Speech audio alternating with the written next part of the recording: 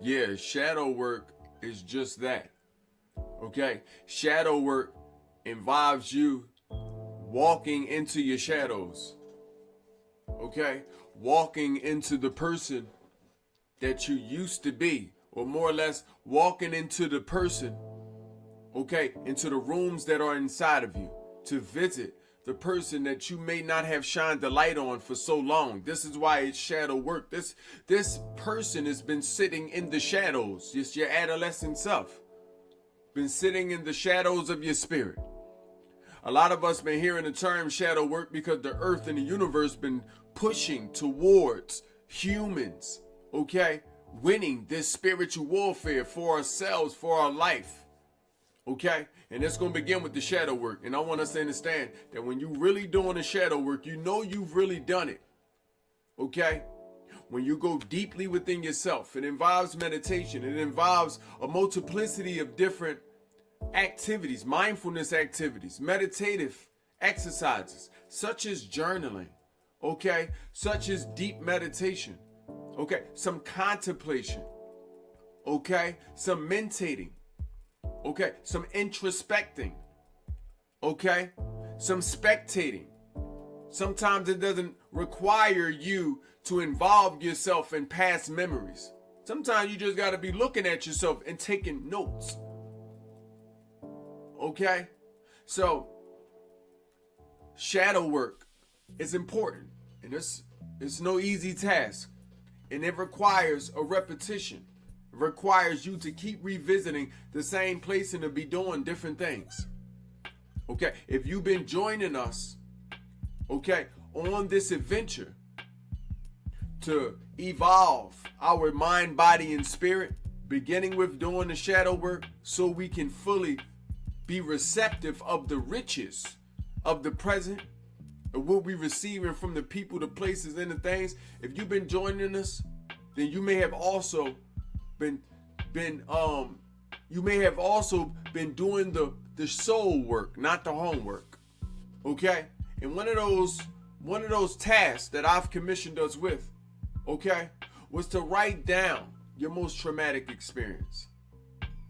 Reread this traumatic experience and bring to the surface these feelings. And then record these feelings. Tell yourself how I feel. Okay, and do this about 9 times. Okay, and after these 9 times, okay, we usually come to a better understanding of what's going on inside of us. Okay, so if you've done this task, well done. We salute you.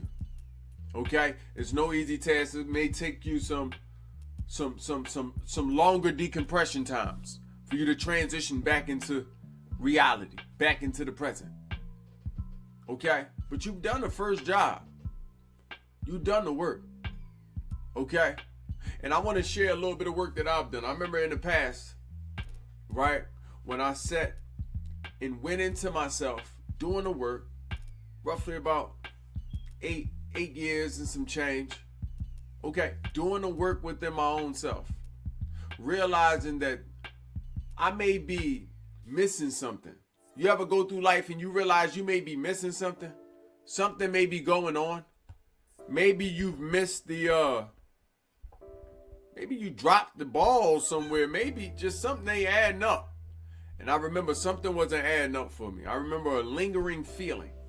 When you have that lingering feeling, that lingering voice in the back of your mind, okay, when life calls you to build relationships and trust and community, and you have this lingering feeling, okay, I mean it's coming from the shadow. It's not coming from the environment or the circumstance. So I remember 8+ years ago, I went on ahead and approached this lingering feeling, and to find myself in my adolescence, okay, and like many people, I knew that the source of my problem it had a lot to do with my father. I knew I had daddy problems. Okay? So I had to revisit. When did this start? How did this start? And how did I get there? And my body took me to different memories within myself. You know what I seen? I seen myself waiting for my father. Looking outside the window pane through all the different weathers, the sunnies, the rain. Okay? And I remember there was a particular moment, okay, my father had purchased bikes for us. Well, actually, me and my sister, okay, we needed bikes or we wanted bikes. And he was buying bikes. Right? And my sister got a bike and I didn't get a bike. Okay? And my mother was furious. She was furious. Okay? Matter of fact, they weren't together. Of course, I didn't mention that. They weren't together. But my mother was furious, so furious. Okay? My stepfather went out and my mother went out to get me a bike. I didn't want the bike. I was to the point I didn't want the bike. This is me revisiting the feeling. I remember not wanting the bike. I remember feeling bad that I even let my parents know that I wanted the bike. I didn't even want it. I wanted to take it back. Because in my mind, I'm like, if I had to trade my dad for a bike, and now he's insecure because maybe he's going through some financial deficits, and no one is understanding of this financial deficit. I was understanding at very young, right? And I began to see the way men were treated when they in these financial deficits. Okay? So I say all this to say, when I revisited this scene of me sitting in the window pane, of course, disappointed in myself, right? Now, some years ago, even before then, when I visited that scene, after I found it, I forgot it for a long time. A lot of times when you visit places and it'll be something you forgot or overlooked. You tucked it because it was that painful. So it wasn't there. When I first went there, right? When I first went there, it was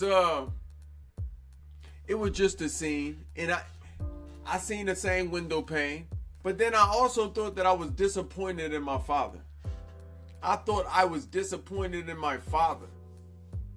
I then, after revisiting the scene a few years later, began realizing, no, I was disappointed in myself. Disappointment was there, but it wasn't clear at first, and then it got clear.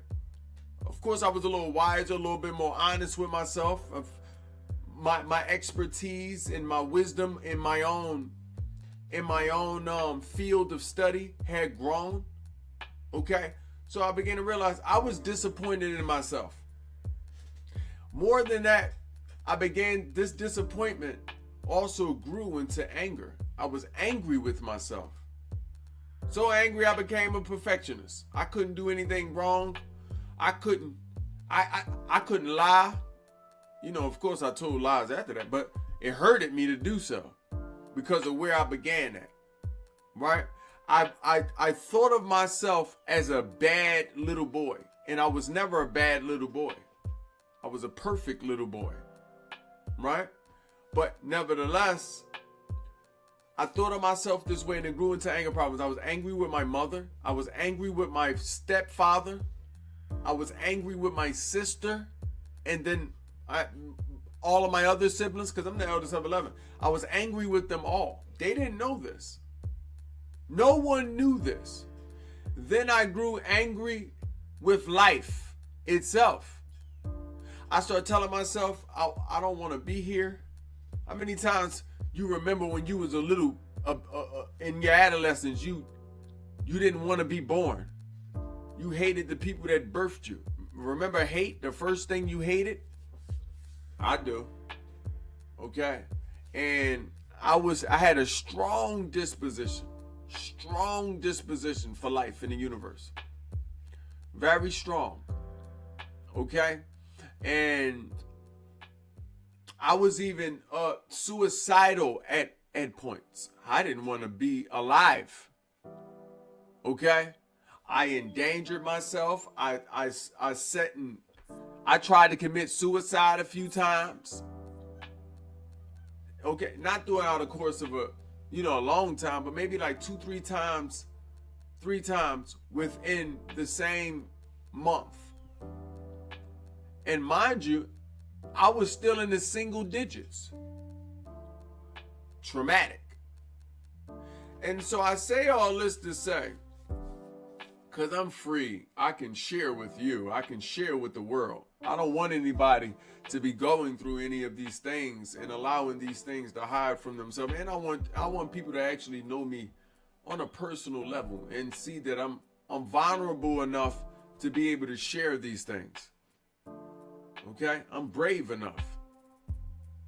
Okay? I say all that to say it took a lot of work for me to visit this person. Okay? And I had to tell myself, you step out of third party in the spectating vibe. Like you're just looking at yourself. So you visit the memory. I remember now involving myself in the memory. This is some of the tasks I'm going to have us do soon. But involving ourselves in the memory, I sat there and took myself, held myself, kissed myself. And as I held myself, I burst into light and disappeared. The little boy isn't at the window pane anymore. I burst into light. Okay? So I just want us to know, a lot of what created the man that you know today. Why I sought to study the mind with so much scrutiny. Because I refuse to allow anybody that come across my path to have to go through that. That was it was excruciating thing to have to go through as a little boy, and then have to go through things in secret.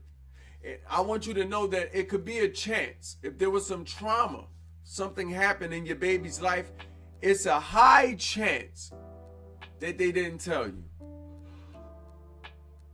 Okay? It's a high chance that they didn't share with you how this feels. I want you to know that. And it's not because of anything that you're doing. It's not on purpose. They just don't know how to say it. Remember, in your adolescence, you don't know all the words. You are learning social skills. You are learning all these things. So even when you go into yourself, you got to remember, it's a reason why you didn't tell nobody, because it was such a secret feeling that you didn't even know. You didn't even know that you could tell people this. Okay? So I want you to know your babies, if they went through some things, I don't want you to pressure them and to be asking them. Because remember, they don't know how to articulate these things all the time. Okay? Your job is to provide the right mindfulness exercises and activities as you learn. Okay? That can assist them. But you're going to have to go inside yourself first so you can see what they're going through. When you visit your old self, it's going to remind you. It's going to remind you what a baby is going through. Okay? And even your peers and the other people. You're going to cultivate compassion. You're going to treat people differently. I promise you that. Compassion is the most valuable energy on the earth. Have compassion. Okay? Have compassion. So yes, this is what shadow work looks like. And does that mean, because we went into this deep state within us, does that mean it's finished? Because we visited our adolescent self and we seen, a lot of the truth, a lot of the dangers, because we now brought to the surface that, yes, we've had daddy problems, but now we also revealed that them daddy problems grew into mommy problems, and then grew into sibling problems, and then grew into you problems. Does that mean that the work is finished? No. No. Because you reap what you sow. Now, if you've sowed these seeds within yourself, you're going to have to do the reaping. What is the reaping? you're going to have to visit these people that you once had this disposition with. Okay? In some way, shape, or form. Maybe some of them not alive. In some way, shape, or form. Maybe they at a distance.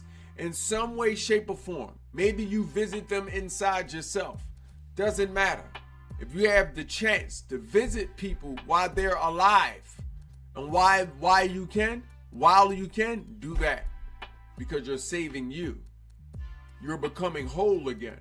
You ripped up pieces inside yourself.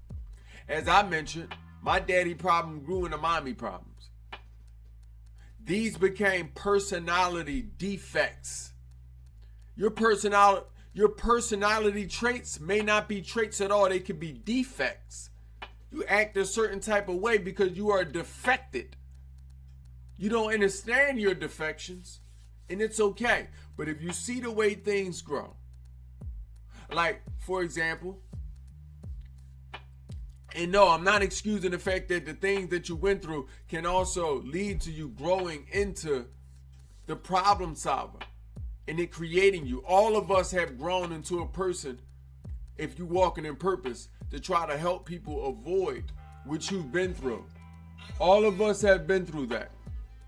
Okay, so I do want that to be known. Like, for example, the anger that I had towards my father, okay, or I thought was to my father, the anger that I had to myself, rather, forced me to distrust people, but more importantly, have a distrust in the strength of men. You catch that? Because I was a weak little boy, or felt like a weak little boy, right? I wanted to not only be strong, but I wanted to stay away. I rejected any form of weakness inside of a man. And that rejects men, forces them to be machinery. That's not a personality trait. That's a defect. I had to visit that part of my... So this is what I mean about shadow work. There's going to be consistent visiting, because now you'll see this has grown into something else. Let my body be a vessel. Let my testimony, okay, help you. Okay? I done been through things so people don't have to go through things. That's what it is to be a leader. Okay? And you could be one as well. So I say that to say, personality defect that grew into mommy problems. Now, not only do I treat women a certain type of way, I'm not saying this is the case, but not only have I treated women a certain type of way, but I also grew into me wanting to assist, right, more over the woman than the man. I showed favoritism. I was with mommy more times than daddy. So I showed favoritism and started to see the sicknesses early. The sicknesses. Everything. Right? Everything. Mommy smoked, so I didn't smoke. It eventually led to her not smoking. Okay? I seen different things happening within my household. Okay, I got 7 sisters. Sometimes they went through insecurity and anxiety, because they were forced not to be alike. They had to be themselves. So now bravery, courage, and confidence began to be my elixir. I said, no, I got to go feed minds these things. They brave and confident as can be. Y'all think I'm something. Wait till you see meet my sisters. Okay? So I say that to say, there were parts of me that grew a certain type of way because of the trauma. Okay? And then because of it going unhealed for so long, undealt with, unprocessed, right? It grew into other problems. I can go for days on the problems that it grew into. You can only imagine. But I want you to know this is what happens. Okay? So 99% of people have been through traumatic events, but it's only a small percentage of people who's going to actually do the work. Those people that do the work become the 5 to 10% of human beings that run the world. They run the world. Power only granted to those who've gained authority through accountability and responsibility. I want you to understand that. We already wrote the code to power. Okay? Authority and accountability. Meaning, the people that feed you got power. Did you try to feed you? The meat eaters, did you try to go get your own animals and hunt them? The veggie people, did you try to go grow your own food? No. For the most part, no. Civilians don't want that energy. They don't want that power. They often believe that it should be free. A civilian believes it should be free. Okay? So I want you to understand, because somebody was accountable for feeding you, now they have power over you. Regain your power. Okay? Finish the task that you've been tasked with. Okay? If you've done that first part, then this is the second part of that soul work, or that homework. And if you lost or where we at, stop this video, go watch part 1. Go watch part 1. Trauma is business. Okay? And people in the business of trauma trying to sell you, they'll sell you trauma and capitalize off of your trauma because they know things have grown inside you. Go watch that. I've commissioned us with doing the work, a journaling exercise. Okay? You go watch that and visit that. Now, if you've done that already, part 2 is visiting yourself, and let's go deep in meditation. This meditation is going to involve you using your memory. Some meditation involves your imagination. Okay? Some meditation involves you to ideate. This meditation involves you to use your memory. Go into that place. Remember, you wrote it down already. So go into that place. Okay? And show yourself some love. However you're going to show yourself some love. Dance with yourself. Kiss yourself. Love yourself. And do it until the point that you disappear. The little one has to disappear inside you. Hold yourself. Okay? And see that beam of light. Okay? Same as I did, and the same as I've helped others. Okay? I've helped hundreds of people do the same thing. So I don't want you to think that I ain't spent this last decade after I found this cure for another problem. Okay? And didn't help people. Help many people do the same thing. So I'm just giving you something from my, from my book of prescriptions. Okay? Nevertheless, it's finna be fun. It's finna be fun. You keep in mind, what is the benefit? You ask yourself, once it get hard, what is the benefit? Who benefits and what is the benefit? Your babies benefit, you benefit, your family benefit, the earth benefits from you going through that pain. They say no pain, no gain. And sometimes we have to be clear on our benefit when we're going through pain. Or else we're going to keep doing the same like working out. Okay, you'll stop if you don't know your benefit. You won't keep doing 100 push-ups. Okay, you'll stop at 1 if you don't know your benefit. So remember your benefit. And remember that by doing these things, you are enriching yourself. You are enriching your mind, you are enriching your spirit, and you are enriching your body. And I'm glad to be able to facilitate this enrichment with you. Okay? And nevertheless, if you don't already know, our slogan here is let's get rich. We finna get rich hard. Rich hard every day, because we rich. But we finna get rich hard every day. I thank you for joining me. Okay? Let's be a tribe. Let's build community. And let's get rich. Wasn't that fun?